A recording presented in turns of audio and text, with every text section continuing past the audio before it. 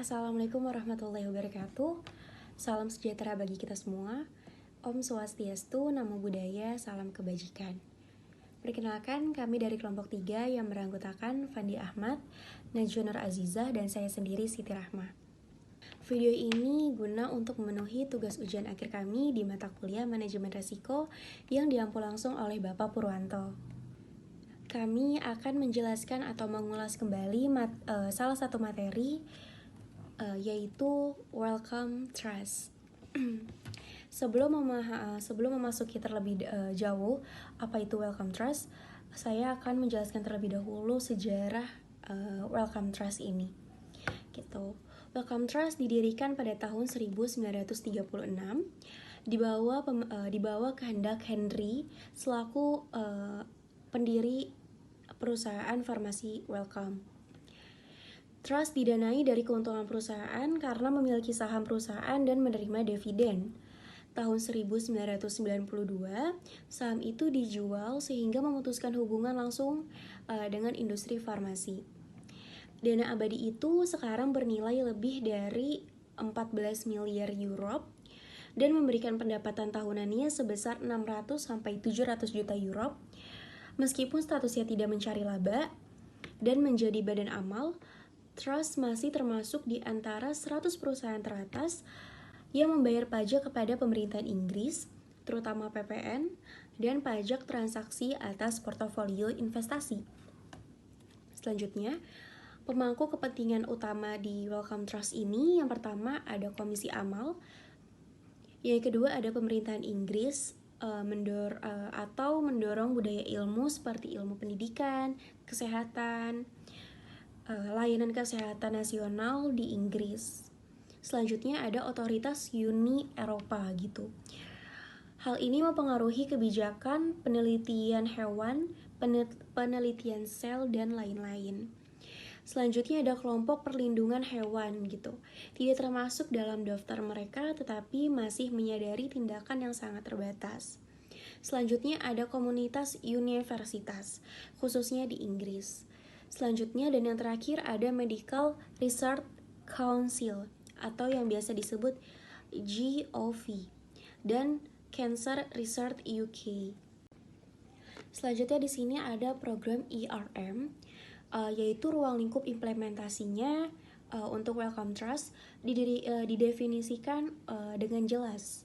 Pada prinsipnya ini memimpin proses untuk pengelolaan semua resiko kecuali yang ada dalam portofolio investasi. Meskipun ada hubungan melalui resiko strategis yang diidentifikasi dengan portofolio investasi, program ERM sengaja tidak terlibat langsung dalam investasi.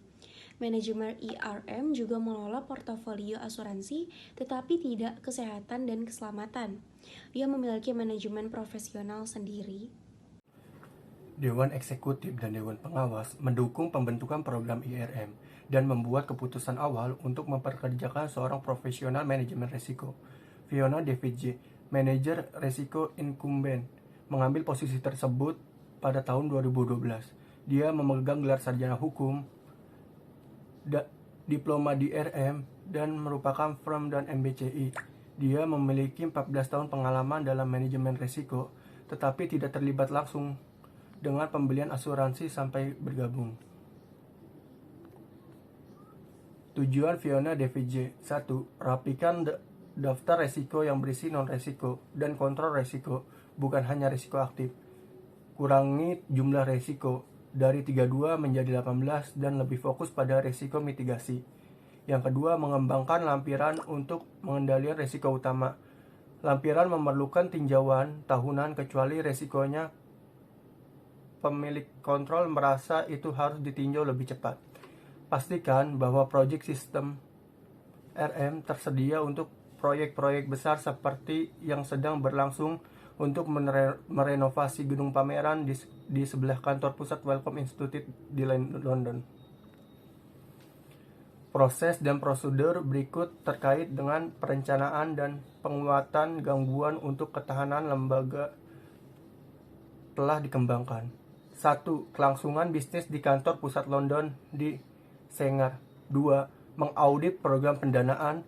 3. Rencana respons umum dengan prosedur manajemen krisis, rute aktivasi, dan tergabung pada sifat potensi krisis. Komunikasi kemudian dinilai dan diimplementasikan. 4. Rencana evakuasi. 5. Rencana kelangsungan usaha dilakukan 2 kali dalam setahun. 6. Semua anggota staf memiliki kartu informasi kelangsungan bisnis dan tahu apa yang harus dilakukan dalam keadaan darurat. Manfaat IRM atau Enterprise Risk Management.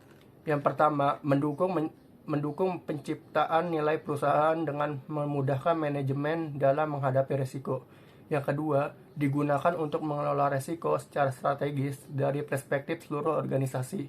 Yang ketiga, mengelola dan mitigasi risiko sehingga dapat mengoptimalkan nilai perusahaan atau organisasi. Masalah atau tantangan yang terkait.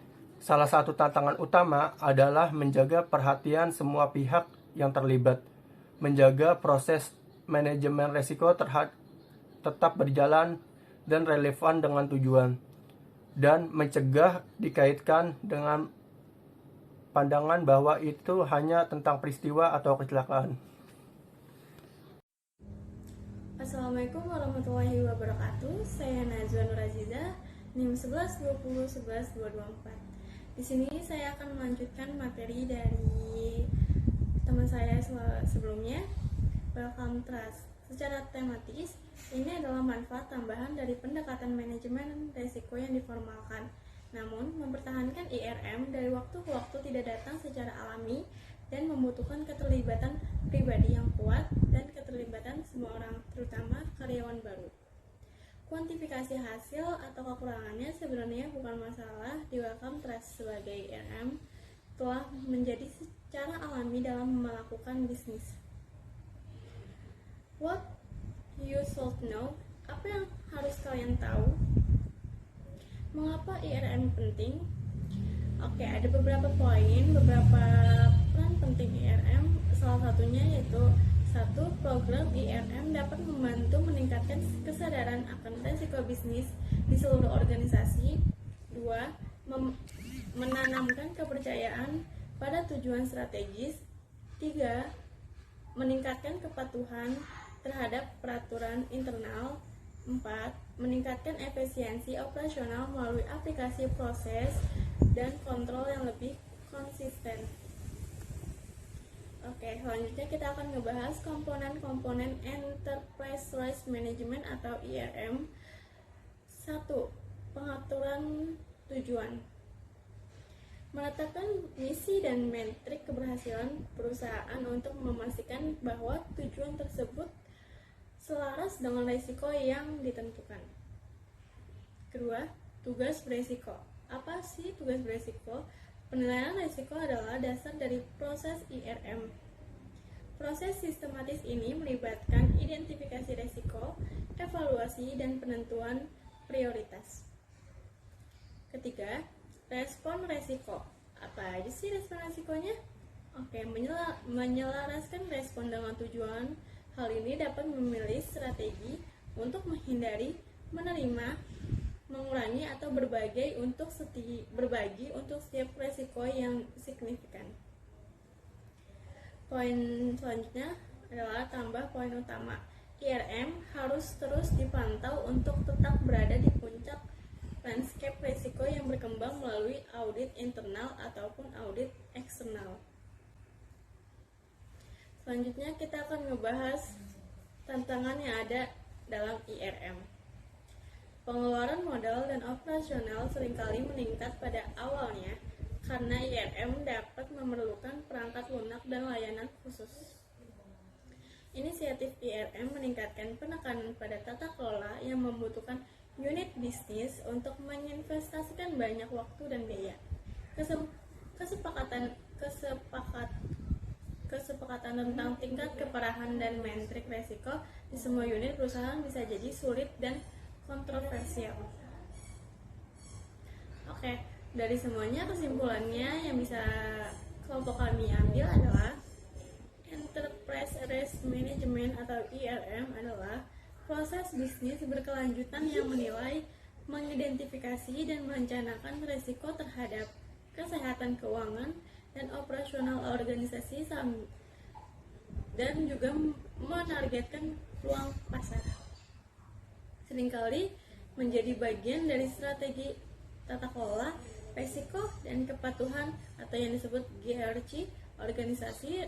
Risiko secara luas dapat mencakup masalah internal seperti budaya perusahaan serta faktor eksternal seperti peraturan privasi data seperti GDPR atau CCPA, bencana, pandemi atau serangan keamanan siber. Sekian dari kelompok kami. Terima kasih.